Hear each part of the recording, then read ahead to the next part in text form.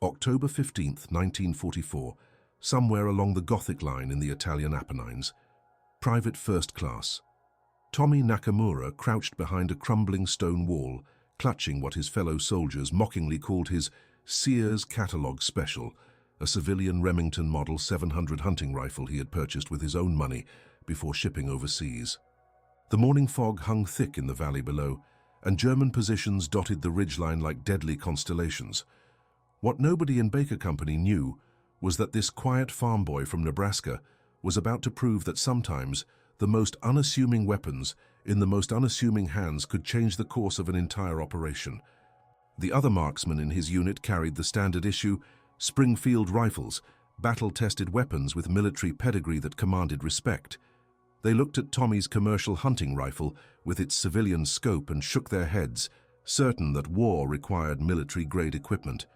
Little did they know that within 4 days, this supposedly inferior weapon would become the instrument of one of the most remarkable displays of precision marksmanship in European theater history. Before we dive into this story, make sure to subscribe to the channel and tell me in the comments where you're watching from. It really helps support the channel. This is the story of how a 22-year-old farm boy, armed with nothing but a mail-order rifle and an intimate understanding of wind patterns, would single-handedly neutralize 11 of the most skilled German marksmen on the Gothic line, proving that sometimes the most devastating weapon isn't the one that looks the most impressive, but the one wielded by hands that truly understand its capabilities. Tommy Nakamura had grown up on 300 acres of wheat and corn outside Grand Island, Nebraska.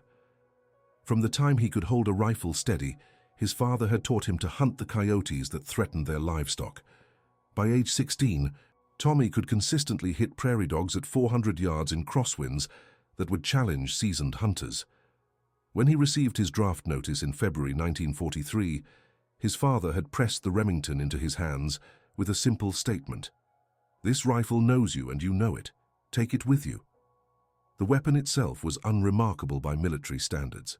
The Remington Model 700 had been available through mail-order catalogs since 1962, marketed to civilian hunters for its accuracy and reliability. Tommy's rifle featured a 4-power Weaver scope, also civilian grade, and had been modified only by years of careful maintenance and the subtle adjustments any experienced hunter makes to optimize their weapon. The stock showed wear marks where Tommy's cheek had rested through countless hunting seasons, and the trigger had been smoothed by his father's careful work until it broke crisp and clean at exactly 3 pounds of pressure.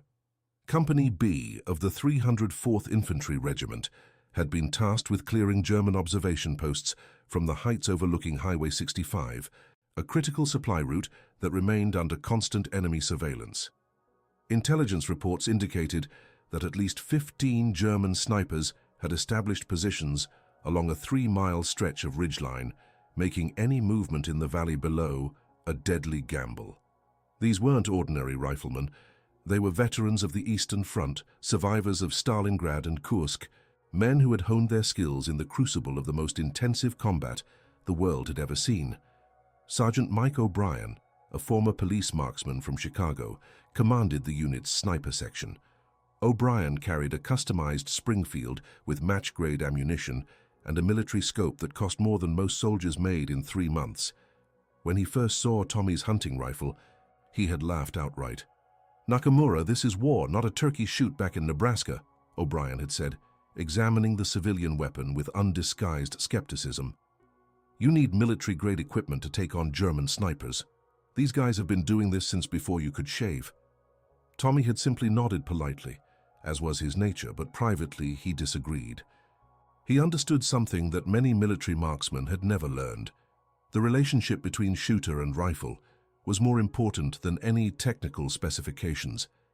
His Remington might lack the pedigree of military weapons, but he knew exactly how it behaved in every condition. He knew that it shot 2 inches high at 200 yards when the temperature dropped below freezing. He knew that the scope's crosshairs drifted slightly left in humidity, above 80%. Most importantly, he knew that this rifle had never let him down when steady hands and a calm heart were needed. The morning of October 16th began with a briefing from Lieutenant Colonel Harrison Wells, battalion commander. Wells spread aerial reconnaissance photographs across a makeshift table constructed from ammunition crates, pointing to marked positions along the German-held ridge. Intelligence estimates 15 to 20 enemy marksmen have fortified positions along this ridgeline, Wells explained, his finger tracing the elevated terrain. They've been interdicting our supply convoys for 6 days straight. Yesterday alone, they caused 37 casualties among truck drivers and infantry escorts. We need those positions neutralized before we can resume normal logistics operations. Staff Sergeant Rodriguez, leader of 2nd Platoon, studied the photographs intently. "Sir, what about artillery? Couldn't we just pound those positions into rubble?" Wells shook his head grimly. "Negative. Higher command wants those observation posts intact for our own use once we take the ridge. Besides, these German marksmen are dug in too well. Artillery would alert them to relocate, and we'd be starting over from scratch. This has to be precision work. Marksman versus marksman." O'Brien leaned forward, confidence evident in his voice. "My section can handle this, sir. Give us 3 days and we'll clear that ridge." "You have 2 days, Sergeant," Wells replied firmly. "Division needs Highway 65 operational by October 19th. After that, we're moving the entire regiment north, and we can't leave enemy snipers behind our lines." As the briefing concluded, Tommy remained quiet, studying the reconnaissance photos with the same methodical attention he had once devoted to tracking deer through Nebraska cornfields. The German positions were expertly concealed, but Tommy's trained eye could pick out the subtle signs: disturbed vegetation, unnatural shadows, slight irregularities in what should have been natural terrain. Growing up hunting in farm country had taught him to spot what didn't belong, and these positions, however well camouflaged, were still human constructions in a natural environment. The first day of operations began before dawn on October 17th. O'Brien deployed his 5-man sniper team along a ridge approximately 800 yards from the German positions. Tommy found himself paired with Corporal James Mitchell, a spotter from Montana, who carried powerful field glasses and kept detailed logs of wind speed and atmospheric conditions. "Nakamura, I hope you know what you're doing with that hunting rifle," Mitchell whispered as they settled into a concealed position behind a fallen tree trunk. "Those German guys across the valley aren't deer." Tommy adjusted his scope's focus ring slightly, compensating for the morning light. "No, sir, they're not, but the principles are the same. Patience, observation, and understanding your equipment." For the first 4 hours, Tommy simply watched and learned. Through his scope, he studied the German positions, noting the subtle patterns of movement, the timing of position changes, and the way morning shadows shifted across the ridgeline. This was exactly how his father had taught him to hunt: never rush the shot, understand the environment completely before making a move. Around 10:30 in the morning, Tommy spotted his first target. A German marksman in a position approximately 600 yards away had made the mistake of allowing sunlight to reflect off his scope lens. A brief flash, but unmistakable to anyone who knew what to look for. Tommy estimated the wind at 5 miles per hour, quartering from the left, with temperature around 45 degrees Fahrenheit. Mitchell, German sniper position, 10 o'clock, 600 yards behind the large boulder with the dead tree trunk, Tommy whispered, never taking his eye from the scope.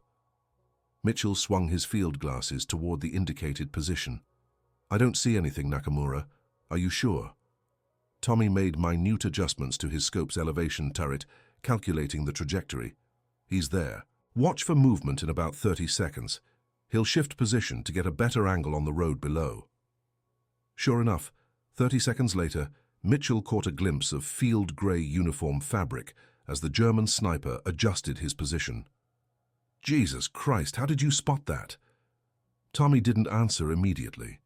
He controlled his breathing, let his heart rate settle, and gently squeezed the trigger. The Remington bucked against his shoulder with familiar recoil, and 600 yards away, the German sniper's position suddenly went still. "Target neutralized," Tommy reported calmly, working his rifle's bolt to chamber a fresh round. Mitchell stared through his field glasses in amazement. "That was incredible shooting, Nakamura. How did you make that shot with a hunting rifle?" "Same way I'd take a coyote at 600 yards back home," Tommy replied. "You learn the rifle, learn the conditions, and make the shot when everything's right. Word of Tommy's success spread quickly through the sniper section. O'Brien initially dismissed it as beginner's luck, but when Tommy repeated the performance 2 more times that afternoon, neutralizing German marksmen at ranges of 450 and 720 yards, even the skeptical sergeant began to take notice. By evening of the first day, Tommy had accounted for 3 German snipers, while the rest of O'Brien's section had managed only 1 confirmed elimination. More importantly, Tommy's intimate knowledge of his civilian rifle was beginning to pay dividends that military-issue equipment couldn't match. His hunting scope, while lacking the sophisticated reticle systems of military optics, had been zeroed so precisely through years of use that Tommy could hold dead on at any range up to 400 yards and compensate instinctively for longer shots. That night, as the section cleaned weapons and prepared for the next day's operations, O'Brien approached Tommy with grudging respect evident in his voice. "Nakamura, I owe you an apology," O'Brien said quietly. "I was wrong about your rifle. Whatever you're doing with that civilian equipment, keep doing it." Tommy nodded respectfully. "Thank you, Sergeant. The rifle's just a tool. It's knowing how to use it that matters." The second day brought new challenges. The remaining German snipers had clearly recognized the threat posed by Tommy's accurate shooting and had begun employing more sophisticated concealment techniques. They moved positions frequently, used false targets to draw fire, and coordinated their activities to provide mutual overwatch. These were not amateur marksmen. They were seasoned professionals who had survived years of combat precisely because they could adapt to changing tactical situations. Tommy spent the morning of October 18th studying the new German tactics, looking for patterns and weaknesses. His years of hunting predators had taught him that the smartest prey often revealed themselves through their very attempts at concealment. Around noon, he noticed something that the other marksmen had missed. The German snipers were using a complex rotation system, with each sniper spending exactly 45 minutes in a primary position before moving to a secondary location. The timing was too precise to be accidental. It suggested centralized control and careful planning. "Mitchell, I think I've figured out their pattern," Tommy whispered, sketching positions on a piece of paper. "They're rotating positions every 45 minutes, probably on a signal from a command post somewhere on that ridge." Mitchell studied Tommy's notes. "How does that help us?" "If they're moving on a schedule, I can predict where they'll be," Tommy explained. "Watch position 3, the one behind the split rock formation. Someone should appear there in about 7 minutes. 7 minutes later, exactly as Tommy had predicted, a German sniper appeared in position 3. Tommy was ready with a perfect sight picture, and his shot found its mark at a range of 580 yards. The German's position immediately went dark. Throughout the afternoon, Tommy used his understanding of the enemy rotation system to methodically eliminate German marksmen one by one. Each shot was precisely planned, timed to coincide with the moment when German snipers were most vulnerable during their position changes. By evening of the second day, Tommy had accounted for 7 enemy marksmen, while the rest of O'Brien's section had managed only 2 additional eliminations. The breakthrough came on the morning of October 19th. Tommy had been studying the German positions since before dawn, looking for the command post that was coordinating the sniper rotations. Through patient observation, he had identified subtle communication patterns, brief reflected light signals that seemed to originate from a well-concealed position near the center of the ridgeline. "Mitchell, I think I've found their command post," Tommy whispered. "Position 7, behind that cluster of trees about 800 yards out. There's someone in there with field glasses and probably a radio, coordinating all the other positions." Mitchell focused his field glasses on the indicated position. "I can't see anything definitive, but there does seem to be some kind of structure back in those trees." Tommy made careful adjustments to his scope, accounting for the increased range and the slight uphill angle. 800 yards was at the extreme limit of his rifle's effective range, especially with civilian hunting ammunition, but Tommy had made similar shots on coyotes back in Nebraska. The key was perfect trigger control and complete understanding of his equipment's capabilities. The shot would require compensation for wind drift, bullet drop, and the effects of increasing altitude on air density. Tommy spent 15 minutes studying atmospheric conditions, watching grass movements to gauge wind patterns, and calculating the precise holdover needed for the extreme range. When he was completely satisfied with his setup, Tommy settled into his shooting position and controlled his breathing. The shot broke cleanly, and 800 yards away activity in the German command post suddenly ceased. Within minutes, the remaining German snipers along the ridge began exhibiting signs of confusion and disorganization.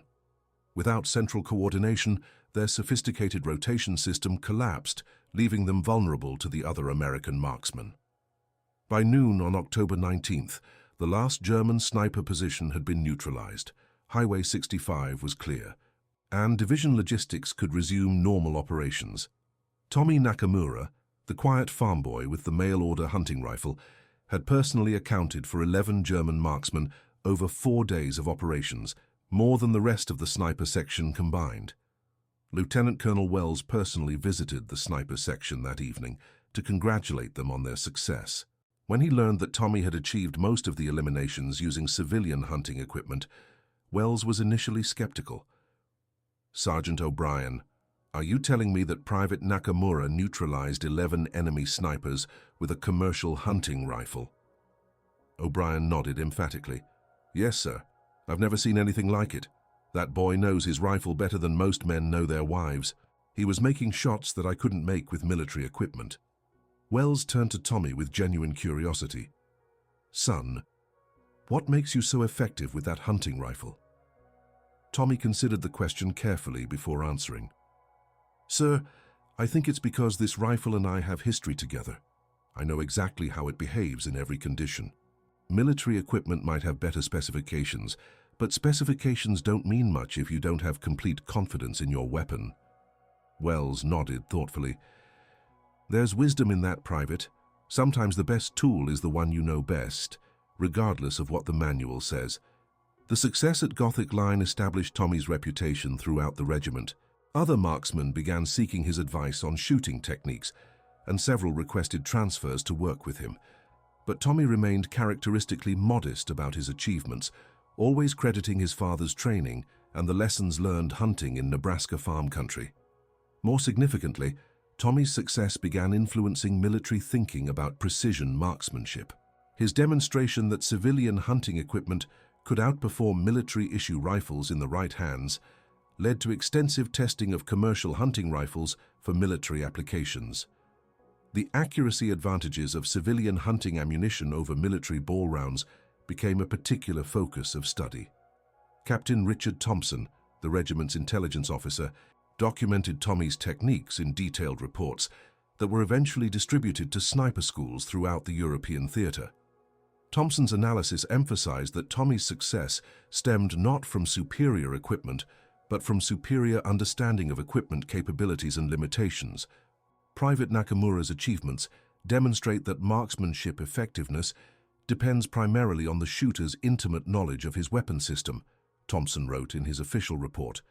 His civilian hunting rifle, while lacking military specifications, provided consistent accuracy because Nakamura had learned to exploit its particular characteristics through years of practical use. The report also noted Tommy's methodical approach to target analysis and his ability to identify patterns in enemy behavior. These skills, Thompson observed, were directly transferable from hunting experience to military applications. The patience required for hunting predators translated perfectly to the patience required for effective counter-sniper operations. As autumn progressed and the regiment advanced north through Italy, Tommy continued his remarkable performance. His total count of eliminated enemy marksmen eventually reached 27, making him one of the most successful snipers in the European theater. Yet he never requested military-issue equipment, remaining loyal to the Remington rifle that had served him so well. Fellow soldiers often asked Tommy about his rifle, expecting to hear about secret modifications or special ammunition. They were invariably surprised to learn that his weapon was completely standard, except for careful maintenance and his father's trigger work. The scope was a basic hunting model available through any sporting goods catalog. The ammunition was standard commercial hunting rounds, no different from what any deer hunter might purchase. "The secret isn't the rifle," Tommy would explain to curious soldiers. The secret is understanding the rifle completely. Every rifle has its own personality, how it behaves in heat and cold, how it responds to different ammunition, how the scope tracks. You have to learn all of that through practice, not through reading technical manuals. This philosophy extended to Tommy's approach to tactical situations. Where other marksmen relied heavily on range cards and ballistic calculations, Tommy depended on intuitive understanding developed through years of practical shooting. He could estimate range by observing target size and clarity through his scope. He could judge wind speed by watching grass movement and feeling air currents on his face. These were skills that no amount of military training could replicate. They had to be learned through experience. In December 1944, Tommy received the Distinguished Service Cross for his actions along the Gothic Line. The citation specifically mentioned his use of personal equipment and innovative techniques that had significantly exceeded standard military effectiveness.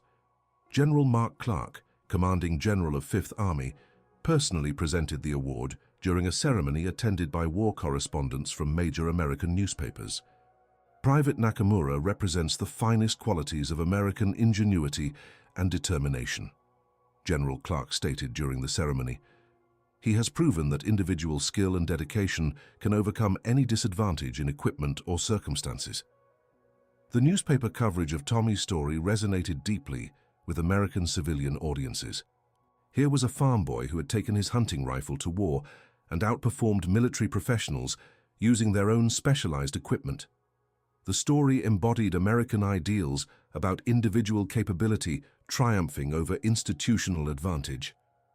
Letters began arriving for Tommy from hunters and sportsmen across America, congratulating him on his achievements and sharing their own experiences with the Remington Model 700. Many letters included photographs of successful hunts accomplished with identical rifles, creating a sense of shared identity between Tommy and civilian hunters back home. One letter, from Tommy's former high school principal in Grand Island, particularly moved him. "Tommy, we always knew you were the best shot in the county, but we never imagined you'd become famous for it. Your father stops by the school every week to share news from your letters. The whole town is proud of you, and we can't wait for you to come home and tell us these stories in person." As winter settled over the Italian mountains, Tommy found himself reflecting on the strange path that had led from hunting coyotes in Nebraska to eliminating German snipers in the Apennines. The skills were identical: patience, observation, precise shooting, but the stakes had changed dramatically. Every successful shot now meant that American soldiers could move safely along Highway 65, that supply convoys could reach forward positions without casualties, that the war could continue its slow progression toward victory. The irony was not lost on Tommy that his most effective weapon was the one his fellow soldiers had initially mocked.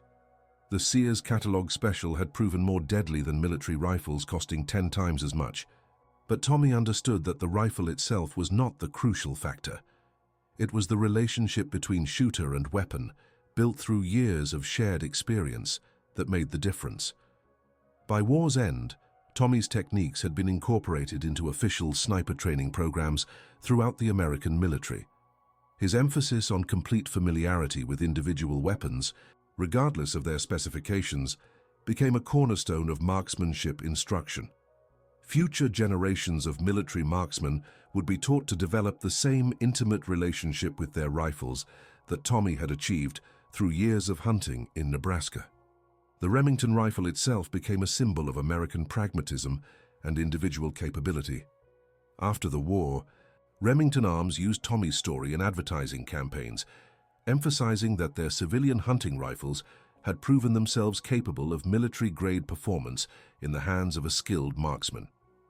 Sales of the Model 700 increased dramatically as veterans returned home with newfound appreciation for precision shooting. Tommy returned to Nebraska in spring 1945, carrying the same hunting rifle that had served him so faithfully throughout the war. His father met him at the train station in Grand Island, and their first stop was the family farm where everything had begun. Standing in the same fields where Tommy had learned to shoot as a boy, father and son shared stories of the war years and made plans for the future. "That rifle served you well, son," his father observed. examining the weapon that had traveled halfway around the world and back. "It did exactly what you taught me it would do," Tommy replied. "It was reliable, accurate, and familiar. Sometimes that's all you need, even in war." The farm continued operating successfully for decades after the war, with Tommy eventually taking over operations from his aging father. He never again needed to use his rifle against human targets, returning to its original purpose of protecting livestock from predators. But visitors to the farm, especially veterans and hunting enthusiasts, would often ask to see the famous rifle that had outperformed military weapons in the hands of a Nebraska farm boy. Tommy would always oblige these requests, bringing out the Remington and sharing stories of its wartime service. But he invariably concluded these sessions with the same observation that had guided his military service. The rifle was just a tool, and tools were only as effective as the hands that wielded them. The real secret of his success had been understanding his equipment completely and trusting in skills developed through years of patient practice. And that concludes our story. If you made it this far, please share your thoughts in the comments. What part of this historical account surprised you most? Don't forget to subscribe for more untold stories from World War II, and check out the video on screen for another incredible tale from history. Until next time.